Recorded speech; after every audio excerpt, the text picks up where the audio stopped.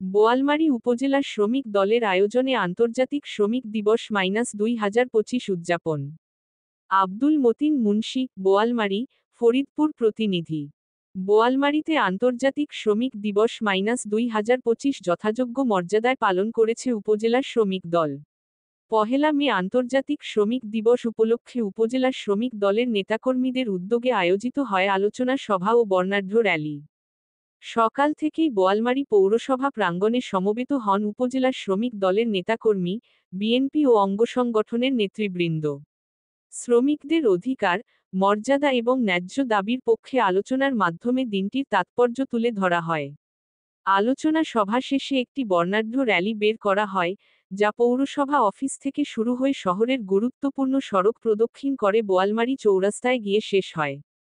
এই সময় উপস্থিত ছিলেন খন্দকার নাসিরুল ইসলাম, সাবেক সংসদ সদস্য ও বাংলাদেশ জাতীয়তাবাদী কেন্দ্রীয় কৃষক দলের সহসভাপতি, অ্যাডভোকেট সিরাজুল ইসলাম, সাবেক সাধারণ সম্পাদক, বোয়ালমারী উপজেলা বিএনপি, আতাউর রহমান, সাবেক সহ-সভাপতি, পৌর বিএনপি, মো লুৎফর রহমান, সভাপতি, বোয়ালমারী উপজেলা কৃষক দল, মোহারবিউল ইসলাম, সম্রাট সচিব, বোয়ালমারী উপজেলা যুব দল, সঞ্জয় সাহা, আহ্বায়ক, বোয়ালমারী উপজেলা স্বেচ্ছাসেবক দল, মো আমিনুল ইসলাম, আহ্বায়ক, বোয়ালমারী পৌর যুবদল, মো আবু জাফর শেখ, সভাপতি, বোয়ালমারী উপজেলা শ্রমিক দল, মো শাহজাহান, সাধারণ সম্পাদক, বোয়ালমারী উপজেলা শ্রমিক দল, সৈয়দ দেলোয়ার হোসেন হেলিম, সাবেক সভাপতি, বোয়ালমারী উপজেলা কৃষক দল, মো চাঁদ মিয়া, সভাপতি, বোয়ালমারী পৌর কৃষক দল, আব্দুল মতিন মুন্সি, দপ্তর সম্পাদক, বোয়ালমারী উপজেলা শ্রমিক দল, আরেফিন রাব্বি, সদস্য সচিব, উপজেলা ছাত্র দল।